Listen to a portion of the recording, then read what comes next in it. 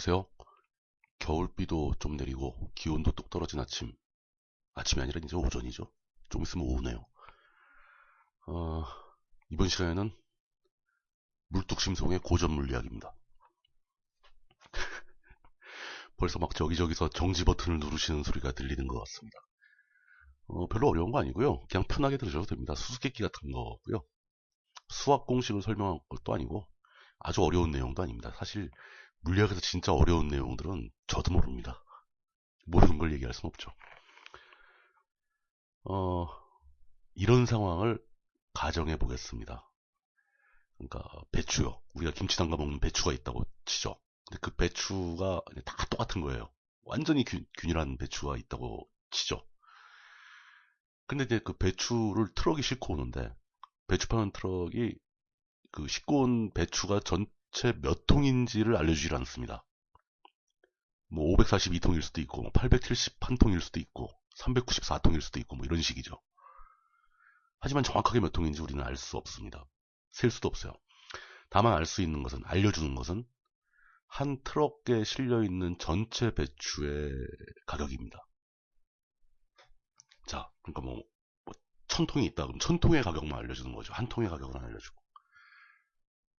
그런 트럭이 자꾸자꾸 온다면은 우리는 그 트럭에 실려있는 배추 한 통의 가격을 알아낼 수 있을까요? 모든 트럭의 배추 가격은 다 동일합니다. 물론 아주 간단하게 그 트럭이 싣고 온 배추의 개수를 알 수 있다면 그 개수를 세어서 그냥 나눠버리면 한 통의 가격이 나오잖아요. 전체가 가격을 아니까. 근데 우리는 배추의 개수를 셀 수 있는 방법이 없는 거예요.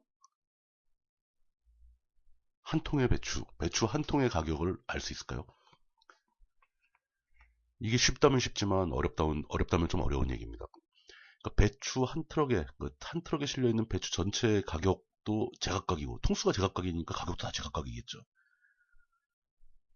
우리가 궁금한 것은 단 한 통의 배추의 가격인데 이걸 어떻게 알아낼 수 있을까 하는 문제입니다.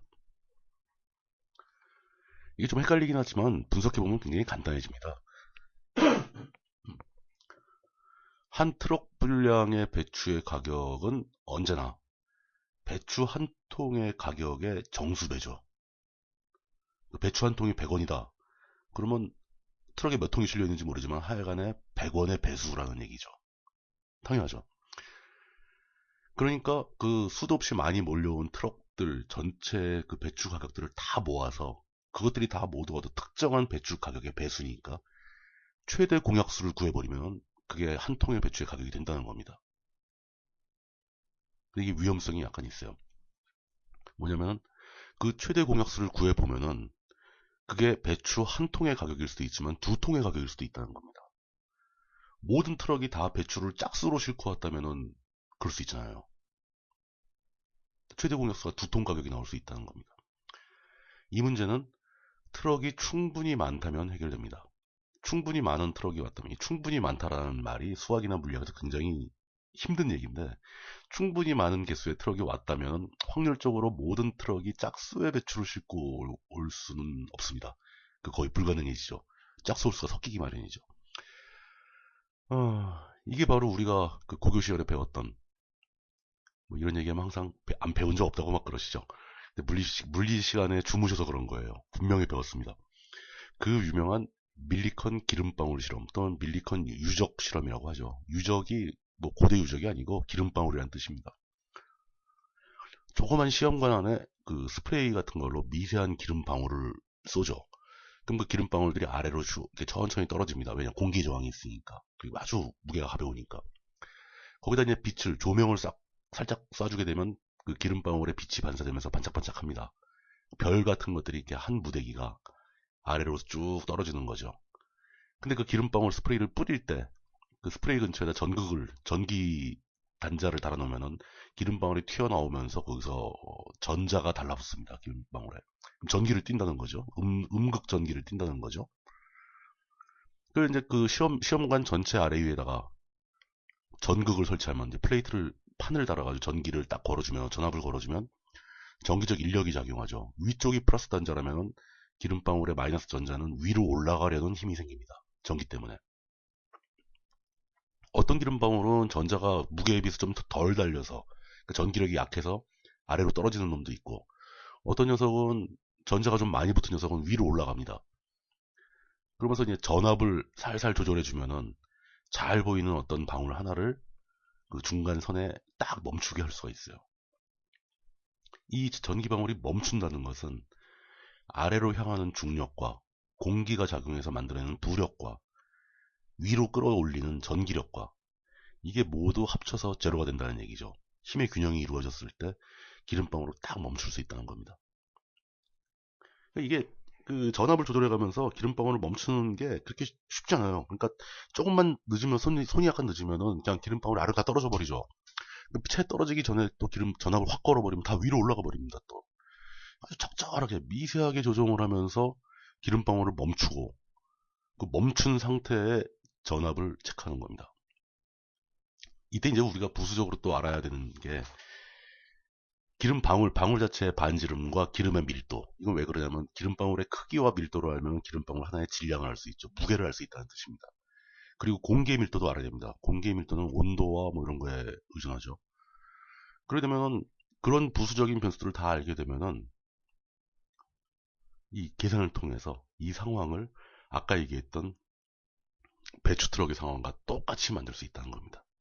즉 기름방울 하나는 배추를 잔뜩 실은 트럭이 되는 거고 기름방울에 달라붙어 있는 전자들은 배추가 되는 거죠. 각각의 전자가 배추 하나가 되는 거죠. 그 전자들이 띠는 전하량, 즉 전극을 걸고 전압을 통해서 계산할 수 있는 그 전하량은 배추의 가격이 되는 거죠. 그렇다면은 수도 없이 많은 기름방울의 그 전체 전하량, 즉 전하량을 측정할 수 있는 그 세울 수 있는 전압, 이거를 측정해서 다 일제히 계산을 하게 되면 드디어 우리는 전자 한 개가 가진 전하량을 측정할 수 있다. 라는 게 이 실험의 목적입니다.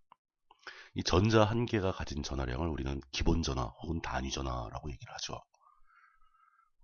대학 시절 저는 실제로 이 실험을 했습니다. 실험실은 이 기름방울이 잘 보여야 되니까 아예 불을 꺼요. 커튼 치고 깜깜하게 만들어 놓고 아주 조그만 그저 현미경 렌즈를 들여다보면서 기름방울을 칙 하고 쏘고 슉 떨어지면은 전압을 조절해가면서 기름방울을 딱 멈춰 세우고 멈춰 세웠을 때의 전압을 기록하고 이 짓을 수천 번을 반복합니다. 트럭이 수천 대가 필요하니까요. 많을수록 좋은 거죠. 그게 충분히 많다라는 말을 때문에 그런 겁니다.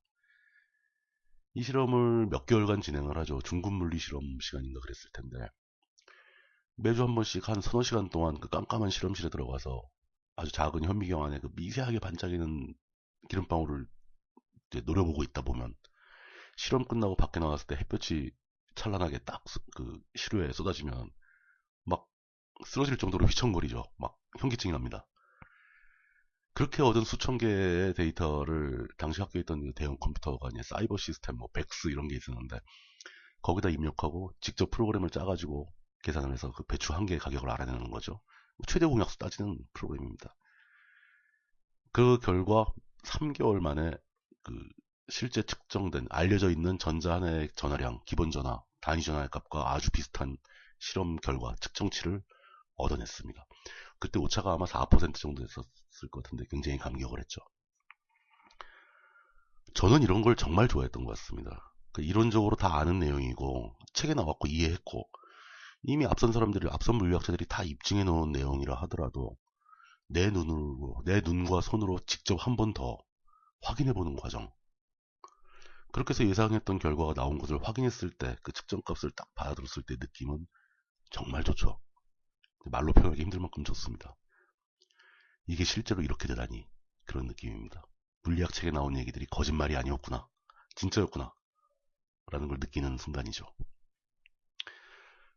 실제로 아마 이런 기분이 그 뒤로도 제가 호기심을 가지고 세상에서 벌어지는 다양한 일들에 관심을 가지고 그 풀이를 추적하는데 그대로 적용되고 있는 것 같기도 합니다. 뭐 앞으로도 간혹 이런 얘기를 들려드리겠습니다. 뭐 재미가 있으셨는지 모르겠는데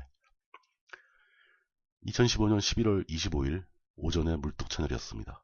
감사합니다.